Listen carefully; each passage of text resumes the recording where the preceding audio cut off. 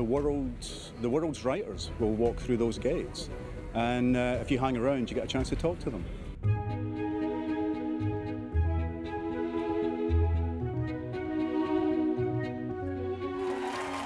I'm interested in conversations that deal with things that matter, but real, how do we live our lives?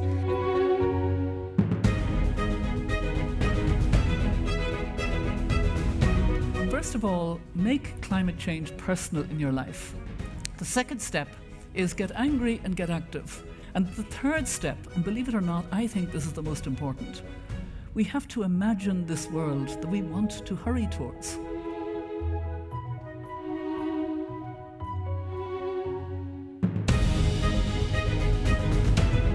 It's about kindness is looking at people as people and not as I voted this, I do this, whatever it is. There are some people we will never get along with, but most of us are a complex mass of different things.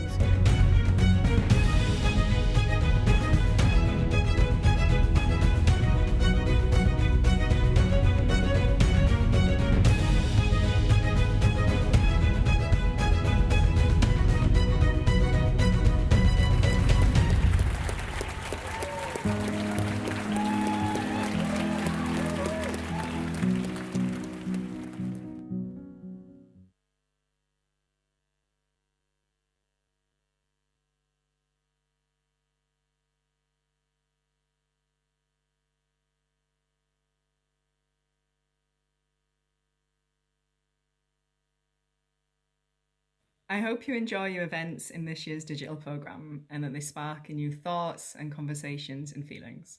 All the things that a good book should do and all the things that a wonderful book festival like Edinburgh International Book Festival does too. It's a book festival that's really dear to my heart. It's one of the first festivals I attended as a new author. I was part of their Outriders Africa programme, and every year returning to it feels a little bit like coming back to a literary home. It's such a pleasure to see them going online this year, and I'm so excited for the future of Edinburgh International Book Festival.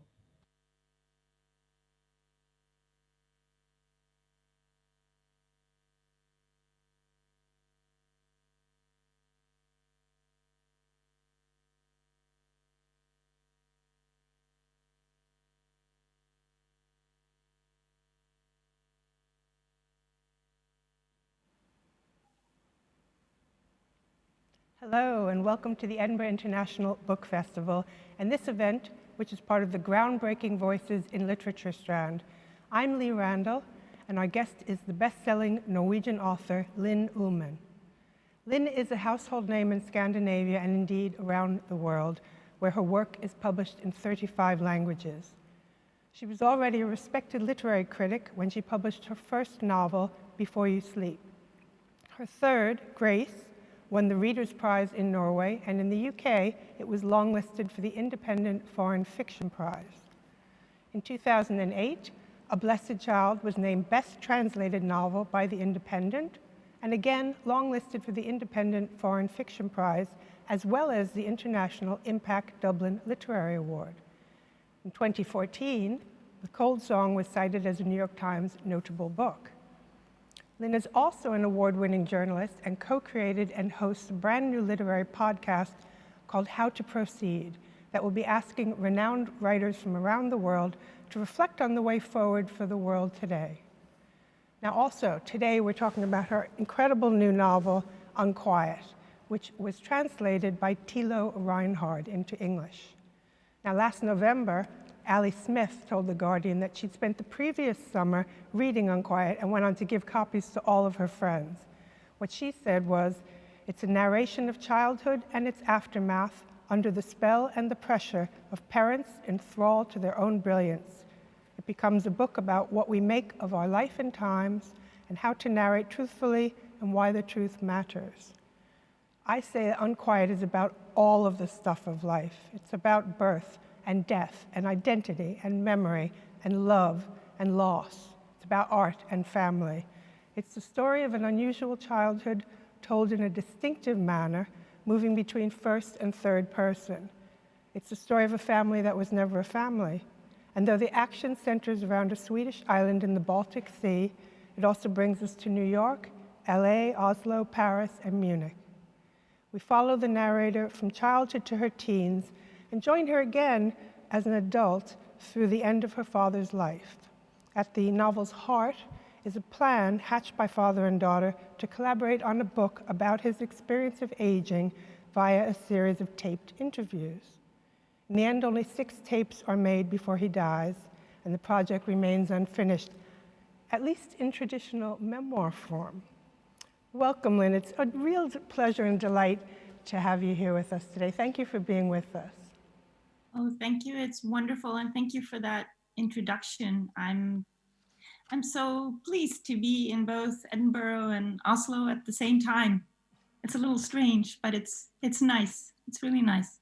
Thank you. Would you start us off with a reading from the book so that the audience can get the flavor of the prose? Sure. You mentioned that it is a book about the father, or even my father, but it's also a book about, when I was writing it, I started also thinking about not only my father, but also my mother, and about family and motherhood. And so I thought I'd just read a tiny little piece about mother. When Mama and Papa were an item in the 60s, Mama's face was so naked as to almost not be a face. It was constantly falling apart and putting itself back together again. Much has been said and written about Mama's face, her eyes, her lips, her hair, her unsettling vulnerability, and the way in which all great actresses channel every emotion to the area in and around the mouth. But no one has said anything about her ears. When I was little, I liked lying close to her and stroking her hair. I didn't yet have words for duty or for love. Like most children, I was more concerned with the size of things, whether they were big or small, and Mama had big feet and big ears.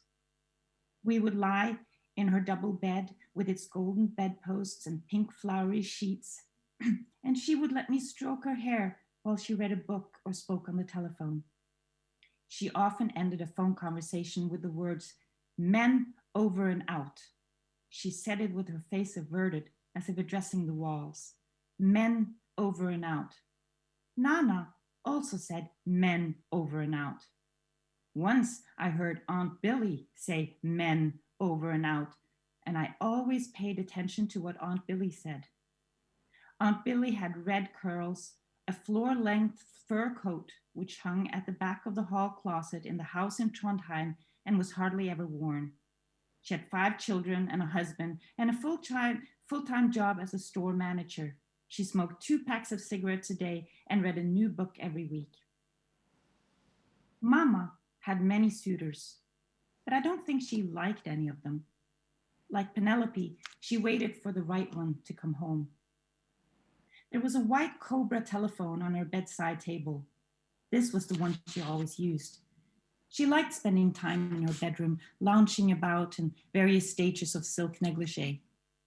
When I lay close to her and stroked all the hair away from her face, her ears came into their own. Mama's ears were big like conch shells, and if I had put my ear to her ear, I would have heard the ocean. We had a telephone in the living room as well, a red Cobra. It rang incessantly. When Mama could no longer stand all the ringing, she would pull out both plugs and stick the telephones, the red and the white, in the freezer. Thank you. Thank you so much. I want to tackle the elephant in the room. With writers, and especially I find with female writers, mostly it's the critics, there's this notion that women can't make things up, that they're writing this cathartic thing about themselves at all times. And what I love about the book is that you saw the elephant in the room, threw a great big lasso around its neck, and paraded it right in. So my first question is, how did you determine that this material which is heavily autobiographical, was going to be dealt with in fiction? Well, I think partly doing it like you said. taking the elephant into the room and looking the elephant straight in the eye and saying, okay, so there you are. Growing up, I always hated looking at pictures of myself as a child. I remember even being ashamed of being a child. I wanted to be an adult, and I thought, well, when I grow up, all my problems will be solved if I'm a grown up. But of course, this didn't happen exactly like that. But I remember thinking, not only looking at the elephant straight in the eye, but even that little girl, looking at those pictures, and why was I uncomfortable about looking at them, and why was I uncomfortable about writing about anything that was my own story.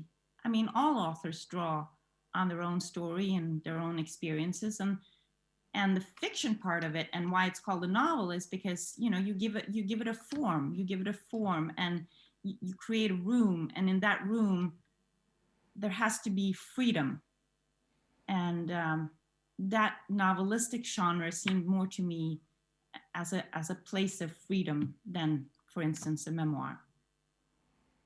One of the key factors in the book is the use or non-use of names. There are some real names of people, there are some altered names of people. The parents are always called either mama, papa, the mother, the father. Interestingly, never the woman or the man, because they are always seen through the child's eyes. So I have sort of a two-part question about names. The first is about not naming the parents. That was obviously a carefully thought out decision, as every decision in the book. Why make it that decision? Well, my parents are well-known artists. They have written many books. They have made many films together and not together. Their stories have been told so many times by them and also by many others. And I wanted to, well, actually I struggled with, how do I do this? I mean, if I say one of their names or even my own name, a kind of a whole brick roof is going to fall on my head because it'll be so loaded. But so when I thought about, well, I can just call them the mother and the father, because what I wanted to write about is really a girl, a mother, and a father. So the girl doesn't have a name either. But when I started thinking about names, and names as an obstacle in this book, because I really didn't want to name the main characters. When I started thinking about names as an obstacle, and obstacles are always super interesting when you're writing a book or when writing anything or doing anything. The obstacle, when you get the obstacle or the constraint, that's when writing happens. That's when inspiration even might come, because then you have to deal with something, you have to solve something, you have to sort of push beyond. So then the whole book really becomes a question about, what lies in a name and what stories do we all have of our names. I give my students, when I teach, I give them an assignment to write about their name, a 10-minute assignment. Write everything you can think of your name, and everybody has very personal or strange or uncomfortable or lovely stories about their names. And so the book then became also a book about names and identity. And some of the names in the book are in fact the names of people who have lived. Some don't have names, some have fictional names. And who has fictional names and who has the name they actually have was an intuitive thing when I was writing it, and I had a lot of fun with that. Well, you also you talk about the fact that the narrator's parents took ages to agree on what to name her, and that in fact they gave her a certain set of names which she does not use. And I found this really interesting quote. In life, you discover that people are called by 3 names. One is the name the person is called by his father and mother. One is the name people call him. And one is the name he acquires for himself. The best one is the one he acquires for himself. There's such a power to naming, isn't there?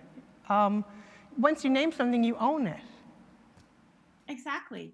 But when you free it from a name, you liberate it, which is part of the freedom that you need as an author. I mean, you need freedom, and for me, to liberate the 3 main characters, the girl, the father, and the mother, and to not give them names at all was liberating.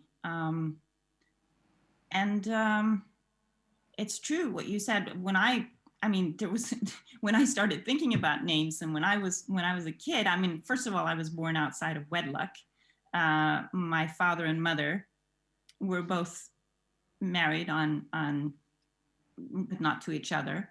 So I was a scandal. And that's why I wasn't christened. My mother really wanted to christen me, but nobody would do it for, 2 years because I was a scandalous child. And then when my mother finally found a nice minister who said, okay, I'll christen her, my mother and father couldn't agree on what I should be called. So they made up each their name. One was Karen, and that was my father's name for me. Karen is the name of my paternal grandmother, Karen Bergman. And my mother called me Beate after her favorite doll. But I was since called Linn. So I never used my real Christian name, Karen Beate. So all this becomes, becomes fun to think about, or was fun for me to think about when I was writing the book. I want to ask you about your choice of it toggles between first person and third person. So what happens is we get this beautiful thing, we're in the moment, and then we're observing the moment. It's like we're in it, and then we walk around it and look at it differently. And we come back to events. There is a 6-part structure, and we do come back, certain things they recur.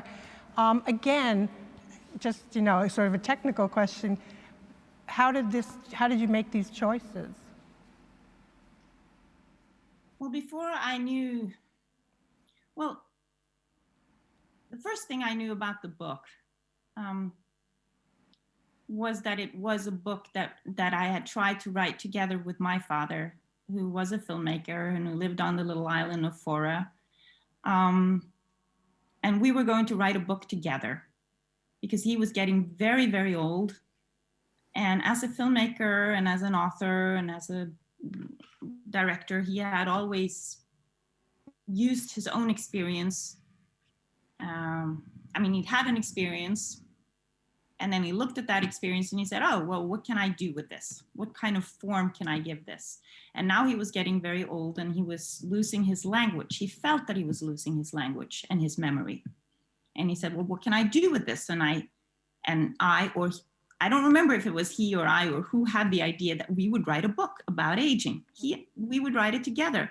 And this was such a fun idea. We both thought, because now we actually had something to talk about. We had work, and he respected work more than anything else. Small talk wasn't his thing, but now we actually had a project. We would write this book about aging. And then we spent years talking about how we would write the book about aging. As anyone knows, once you have an idea for a project, or especially a writing project, it's much more fun to talk about it and think about it and plan it than actually do it. So we actually waited several years until we sat down together with a tape recorder to do the interviews, because we had decided that it would be the interview genre. But by the time we did sit down together, he only had a few months left to live. We didn't know that, of course, but he had also all the things that he had felt that was happening to him a few years earlier had actually happened to him. So he was all the windows of his mind were open, and he was in a part dream landscape and part real landscape, and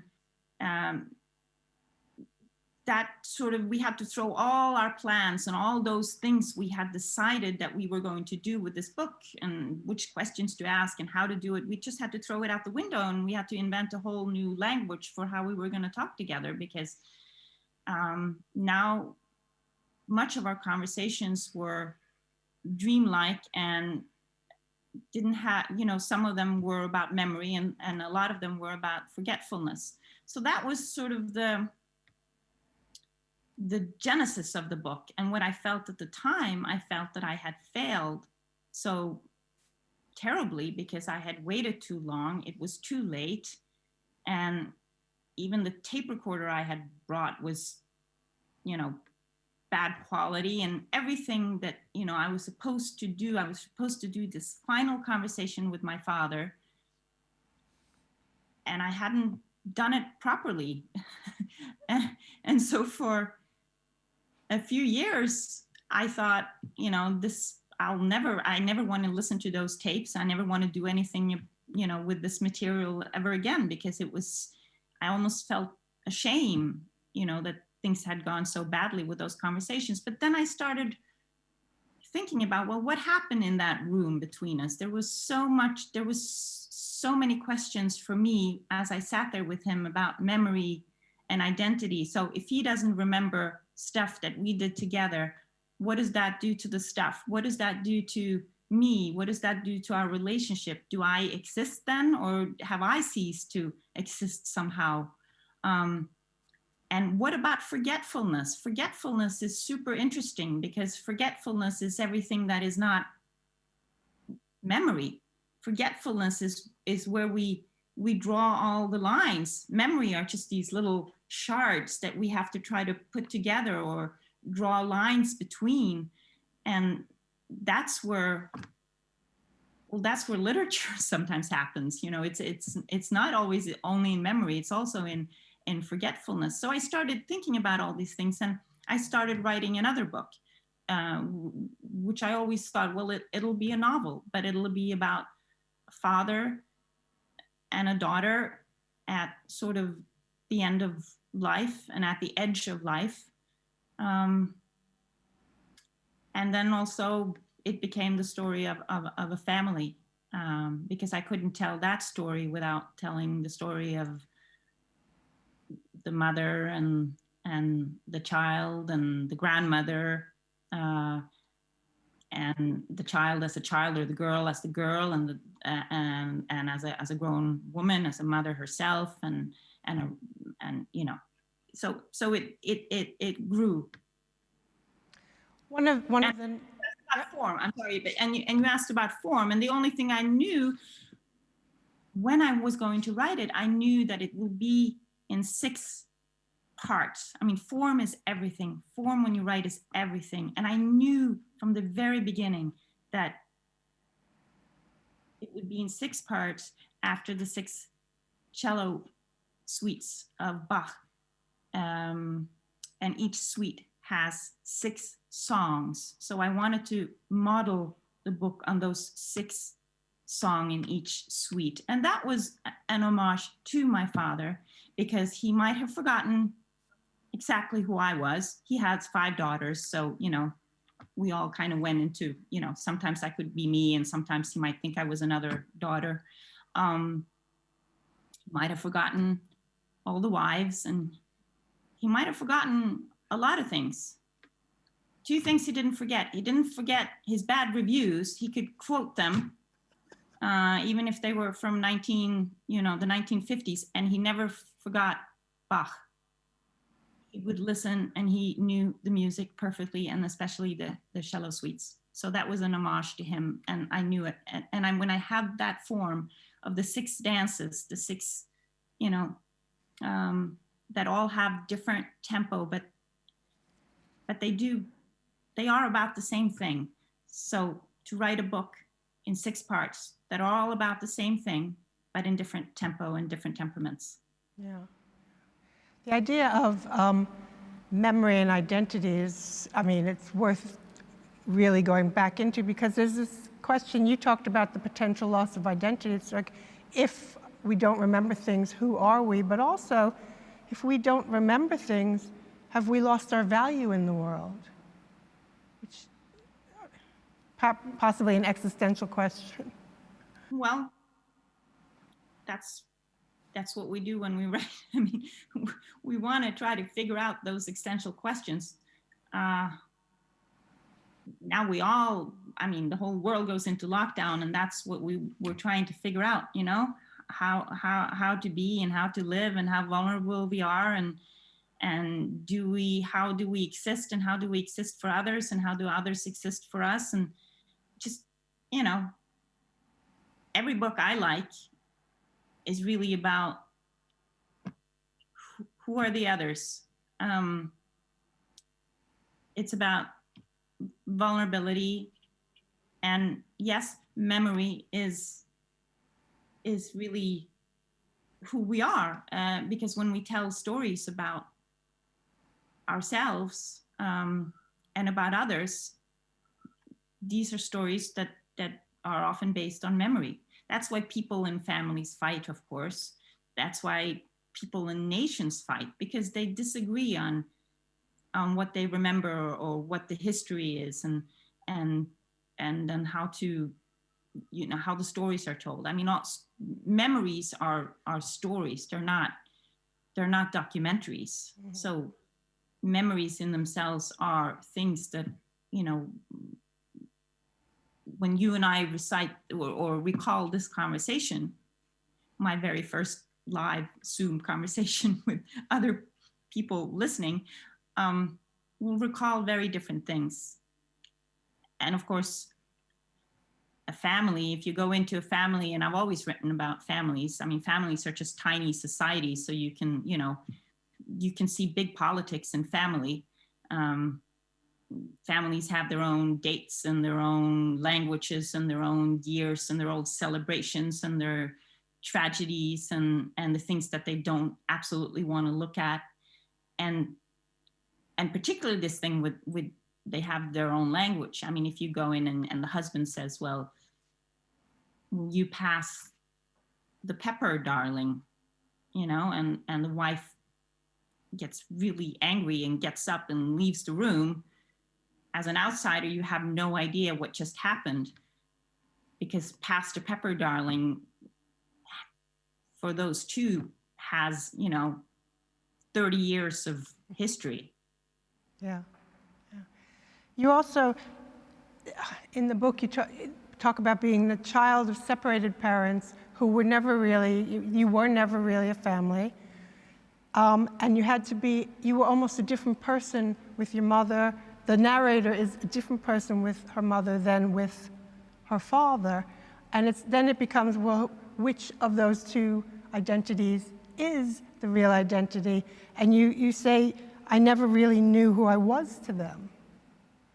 And I found that really, really fascinating. Well, I grew up with I always visited my father on the island of Fora every summer.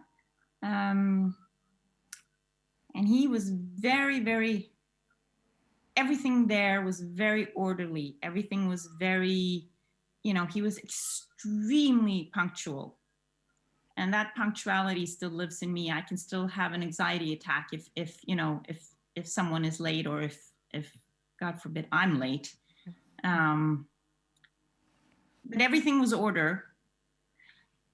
And with my mother, I would travel around. We would live many different places. I mean, she had most of the responsibility. So I was most of the time with her, traveled with her.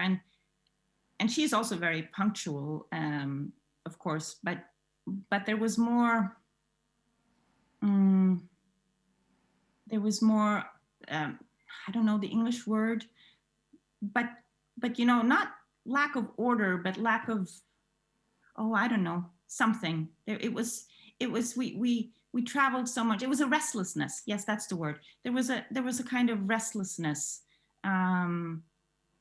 Also because as I wrote this book and started writing about the mother, or mama, one version of my mother, I started knowing how she was my first love. She was the person that I was madly in love with her. I was just, and so was everyone else, because she's very beautiful. And she when I was growing up, I mean, her beauty was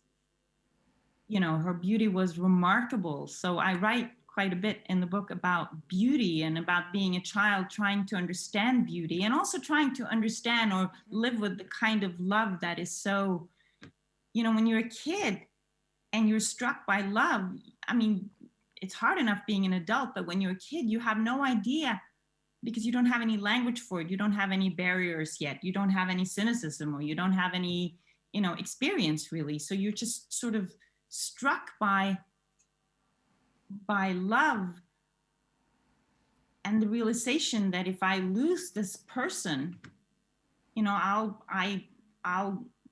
die. And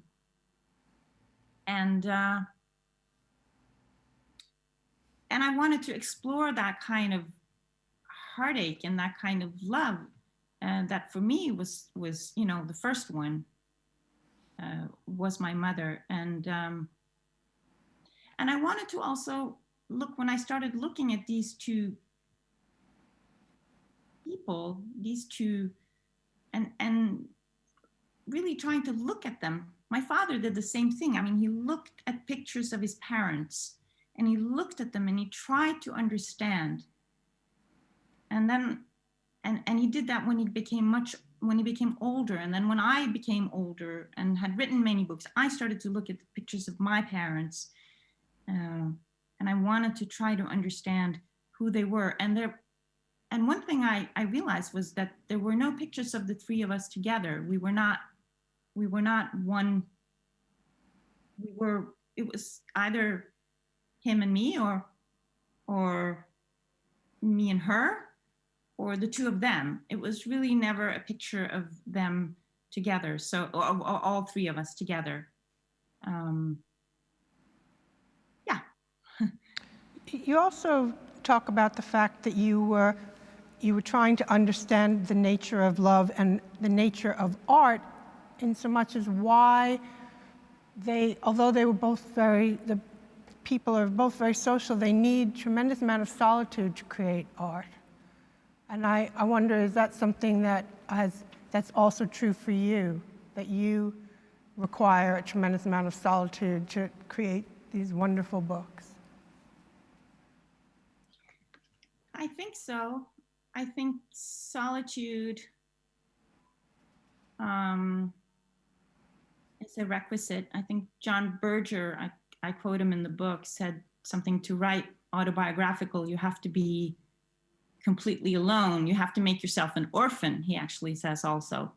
So I think solitude and aloneness, and to just be able to sit down alone with whatever you're working on. And that can sometimes be frightening and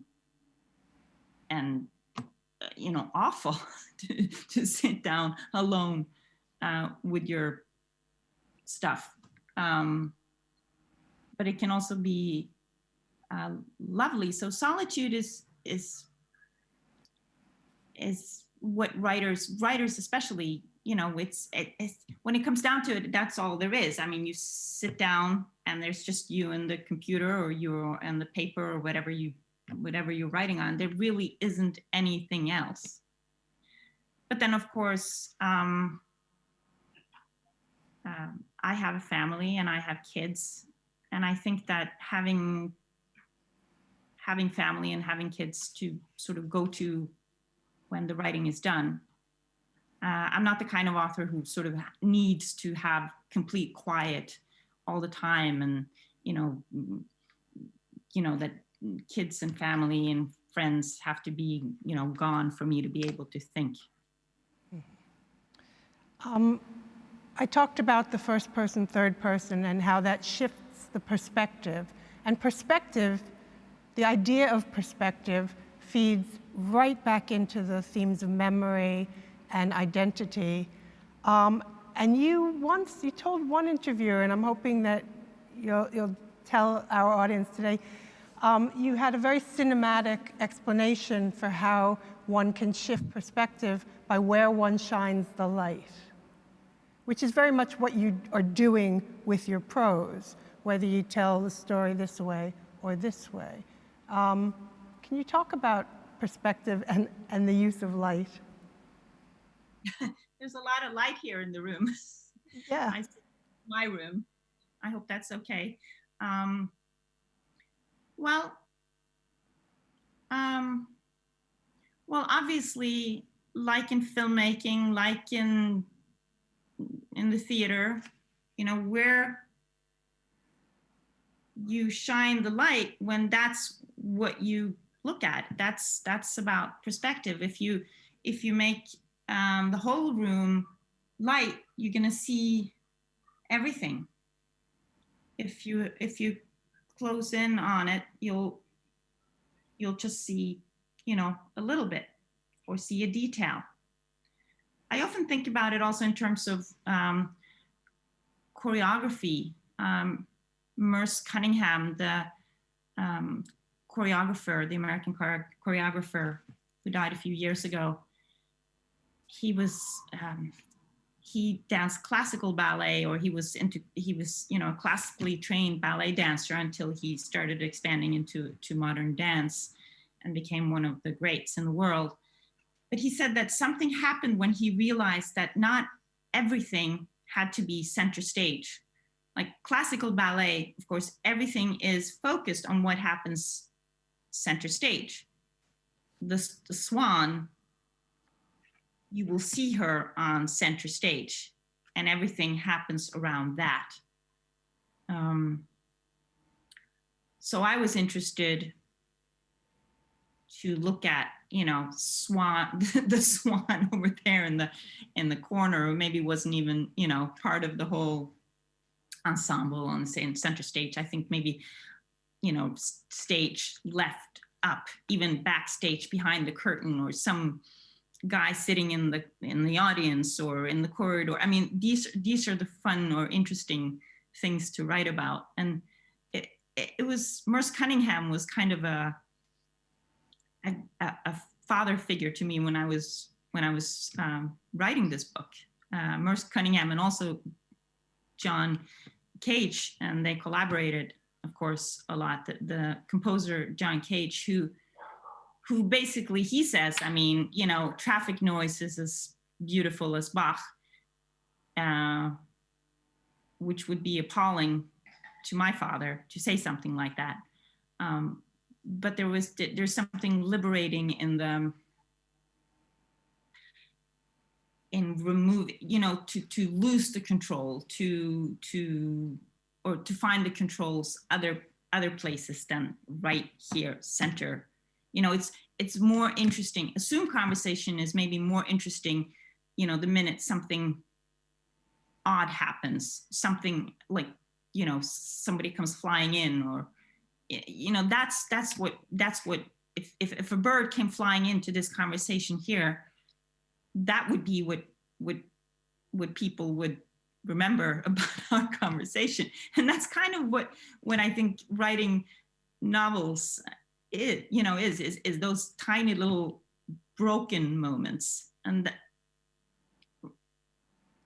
yes, I think that all of Unquiet is really about these broken moments and big plans that are fiascos that don't go the way that these three people in the book, two of them are artists, and the third, the girl, becomes an artist, and they're all control freaks, but things just don't go the way they want. I mean, and there's both comedy in that and also something very human, and those are the kind of books that I like to write about, when things break, really. Yeah. I'm going to go to audience questions, but very, very quickly, because you're fluent in English, I wanted to ask you about the process of working with do you work with Thilo on the English translation, or do you not? Well, Thilo Reinhardt is a brilliant translator, and we worked together, I think for 2 years. The book was postponed because we got into a kind of discussion about translation and how to, every single sentence, and how, what kind of tone of voice is this? And I mean, novels, it's all about voice. I mean, and how he says this in Norwegian or Swedish, because the original has the Swedish in it, because the father is Swedish, and my father was Swedish, and my mother is Norwegian. So there's this Swedish-Norwegian thing. But how would he say that in English? How does she say this in English? How does this scene work in English? Because language is also so, I mean, language is identity. I mean, I don't know if you speak another language, you probably do, but then you're probably another person when you speak that language, or a slightly different person. So translation can drive one mad, and has driven. Anne Carson has written lovely about translation and madness. It nearly drove me mad to be in the process of translating this book. But luckily I had the best translator anyone could have, Thilo Reinhardt, and we got through it, but it took a couple of years. I'm going to ask you a question from Ken. You spent a lot of your early career as a literary critic. What made you eventually want to pick up the pen yourself, and how has your past work influenced your approach to writing novels? Yes, I didn't write my first book until I was 30, so that's many years ago. And before that, I was a literary critic, and before that, I was a literature student. So I've always worked with books, and I think that's a great question, because a big part of writing for me is reading. I can't understand people, not that many people, some younger writers have some sort of idea that, they should just be, I don't know, pure or something, and not read anything else when they're writing their own thing. I mean, reading and trying to see how other people, writers, do it. I mean, this sentence struck me. Why does it strike me? Why does it make me cry? Why can I read this story by Alice Munro a million times and still I don't get how she does it? Or read something by, Ali Smith. How does she do it? How does she do it? And so that's it. There's a kind of curiosity in reading, and that's why I worked as a critic for many years. And it's not only a curiosity in reading. I mean, reading is an act of curiosity, and I think that to write, you also have to have that curiosity. And the one thing that's worse than writer's block, and we talk about that a lot. I mean, people talk about it and make fun of it, and if you have it, it's horrible. You have to push through it. Every writer knows that. But the one thing worse than writer's block is actually reader's block, is when you pick up every book and it's like you can't read. You can't read past the page. And that's about attention. That's about, that you're in a period of your life or in a phase right then that you're not able to pay attention.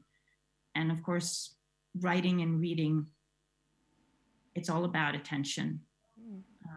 A lot of people, criticism, yeah. a lot of people complained that during lockdown they suddenly couldn't read. People who usually read a book a day or a couple of books a week, they suddenly couldn't read. Did that happen to you?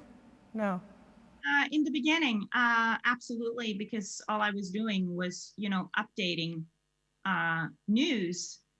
And I think what I was hoping every time I started every time I was updating was that from the, next 5 minutes, somehow the virus would be gone. Something would have happened that just, and at the same time, clicking, knowing that it's just going to get worse and worse and worse. And, that's a kind of surveillance. And I think surveillance is the opposite of attention. And we know that from anxiety also. I mean, anxiety is also, it's a lack of attention, but you have a lot of surveilling going on about, what's going on there and what's going on there, and being scared and frightened.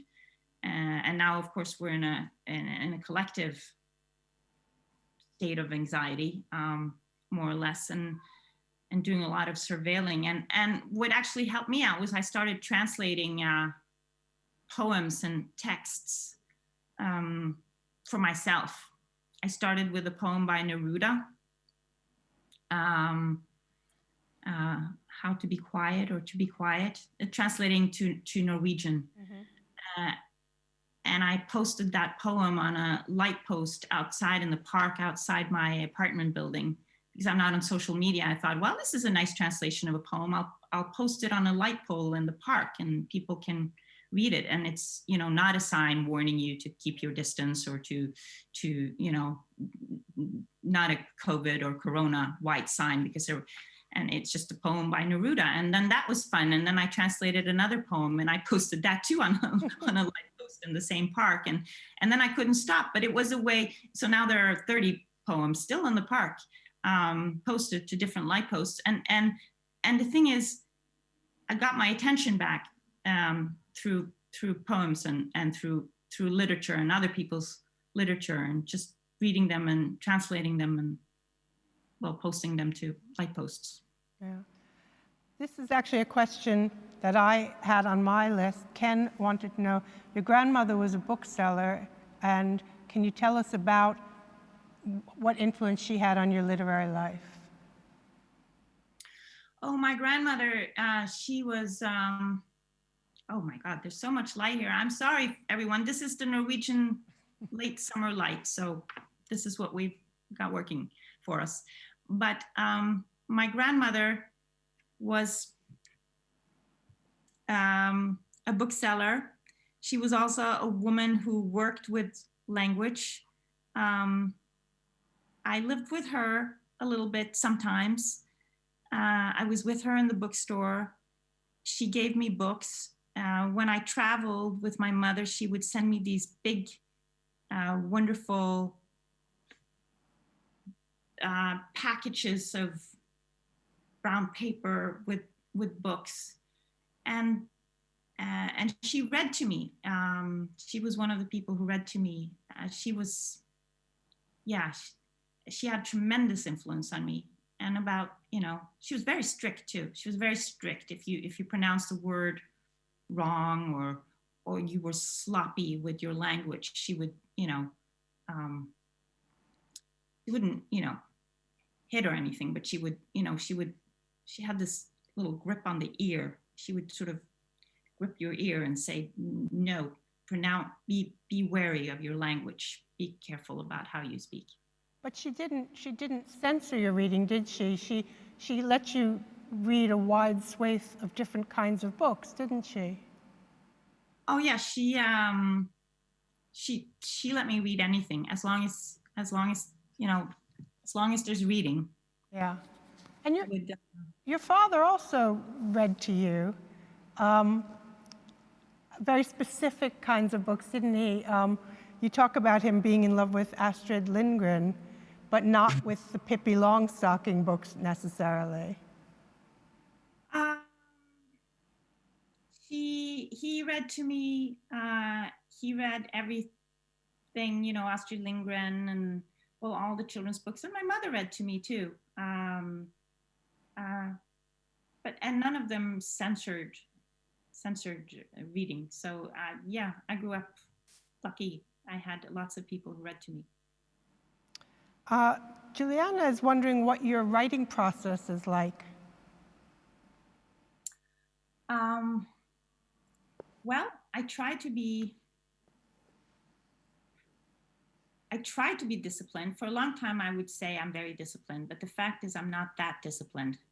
I think a lot of, I have sometimes lied about how disciplined I am, but I think discipline and showing up is alpha omega. That's everything. So, and taking notes is the most important thing. I take notes all the time, because if I don't, I will forget it. There's this idea that if you do not, that you have some really wonderful sort of moment of insight or idea, and that it's really, really wonderful, you will remember it when you come home. For instance, if you're out for a walk, but you won't. You will not remember it. So taking notes, showing up at preferably the same time every day. It's a little bit like running. I started running after I turned, late 40s. I started running. I hated running before. But if you've been away from running for a week, it'll take you about a week to sort of get the hang of it again. And it's the same with writing. If you're away from it for a week, it'll take about a week to get going again. So I don't believe in inspiration, or I certainly don't believe in waiting for inspiration. And a lot of writers, of course, talk about that. You can't, it's the one thing that you can't wait for. I mean, it'll come sometimes when you least expect it, and it'll be a moment of grace or loveliness that just presents itself one day, and it'll be a wonderful day when it's easy and joyful to write. And then there will be many days that are fine. You showed up, you did your hours or your pages. And some days will be, you can't write, I came in the door.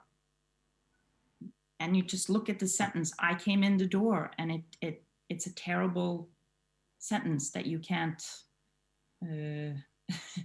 that you write a million times. She came in the door, I came in the door, someone came in the door, who came in the door, and it just looks, everything's ridiculous, and you just have to, come back the next day and try over. It's never the big, really hard things that are hard to write. It's those little tiny things that just stops everything. But they're vitally important nonetheless. I mean, the little things. Yeah. Well, of course. The big things, often you think, well, the book is going to be all about this one thing. Like Unquiet, are centered around 6 taped conversations. And I was, I had written at least half, maybe more of the book. And I was dreading transcribing those conversations and finding a way to put them in there, because they just, but then when I finally got to it, it was quite easy and a lot of fun, actually. And I wasn't so ashamed anymore as I had been in the beginning, a few years before, around the time my father died, because I thought those conversations were such a fiasco. They weren't. They were just, an old man and his daughter trying to figure out this weird situation of, how to talk to each other when everything they had known about how to talk to each other was gone. And that was a lot more fun to actually write about than, had it been everything gone smoothly. Yeah. Well, in fact, Catherine's asking, do you feel like the process of writing Unquiet gave you a sense of peace and closure that otherwise might have been harder to come by? No, not really.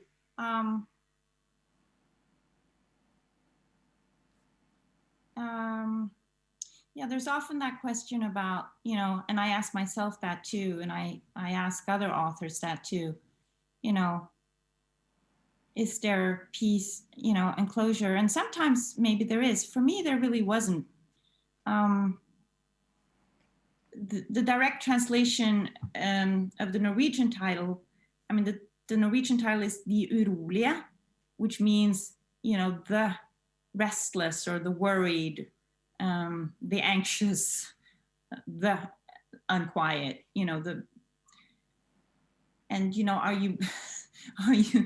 are